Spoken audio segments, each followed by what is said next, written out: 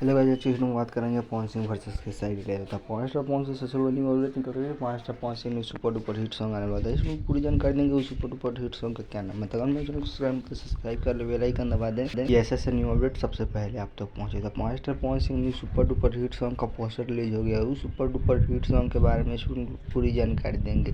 तो उस super duper hit song का नाम होने वाला नचला से हुई। ये सॉन्ग बहुत ज़्यादा सुपर डुपर हिट होने वाला है पवन स्टार पवन सिंह का। तो चलिए बात करते हैं धड़कन धनंजय के बारे में। तो धड़कन धनंजय का भी एक new super duper hit song आने वाला है। तो अगर मेरे चैनल पर नए हैं तो मेरे चैनल को लाइक और सब्सक्राइब अवश्य जरूर करें, बेल आइकन दबा दें। तो उस सुपर डुपर हिट सॉन्ग का नाम है हीरोइन बनाई हुई। सॉन्ग बहुत सुपर डुपर हिट होने वाला है धड़कन धनंजय का। तो चलिए बात करते हैं खेसारी लाल यादव के बारे में। तो खेसारी लाल यादव का भी एक new super duper hit song आने वाला है। उस सुपर डुपर हिट सॉन्ग का नाम होने वाला है, इसको पूरी जानकारी देंगे। तो मेरे चैनल को सब्सक्राइब कर लें।